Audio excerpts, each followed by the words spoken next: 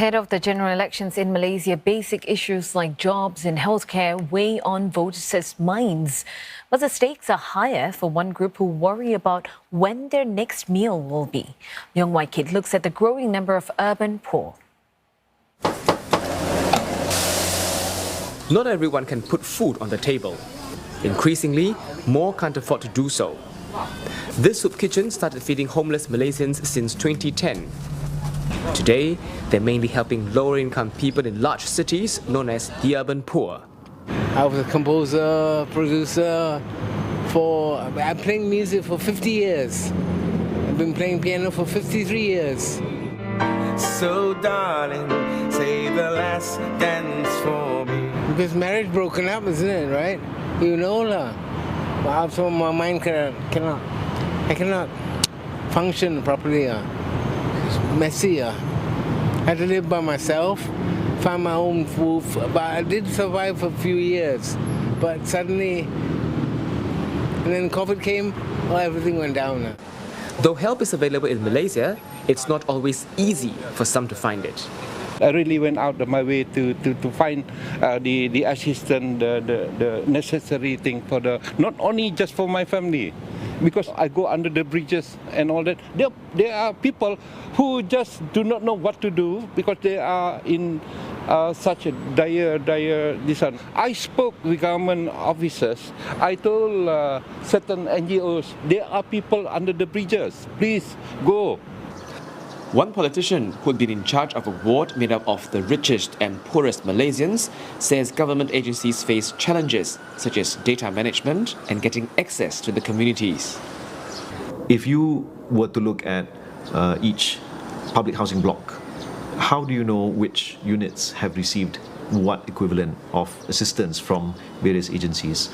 Right now, largely because of the silo effect among government agencies, that data is not fully shared among agencies. So you could get certain situations where this family gets multiple assistance from 3-4 agencies, and yet some have no assistance.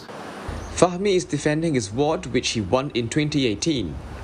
Back then, he had campaigned strongly to help the urban poor. The then Pakatan Harapan government began examining how it should define poverty, including looking not just at income, but also quality of life.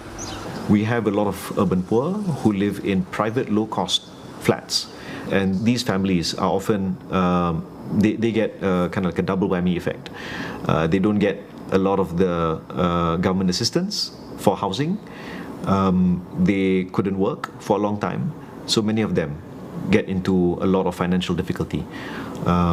So the challenge for urban poor and going forward, tackling issues and policies around urban poverty has to do with sustainability. 2 years into Pakatan Harapan's term in 2018, internal strife led to a change of government. But continued political stability prevented services to the urban poor from being disrupted. One veteran NGO founder says it's important for politicians to commit to promises made to help the poor. There was one time under a certain government that, they allow us to go into the ministry and try to work with the policy division to try to come up with relevant policies.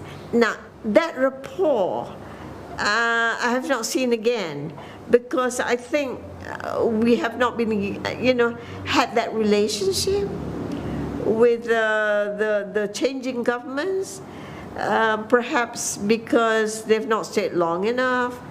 Think Kuala Lumpur, and images of towering skyscrapers in Malaysia's modern capital city come to mind. But there are also visual reminders that there are vulnerable ones, including the urban poor, whose numbers have grown in recent years because more people are coming to the city to find work. Now, top of the mind of these voters would be bread and butter issues such as rising food prices.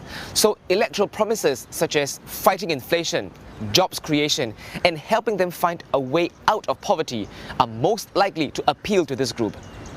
Leong, CNA, Kuala Lumpur.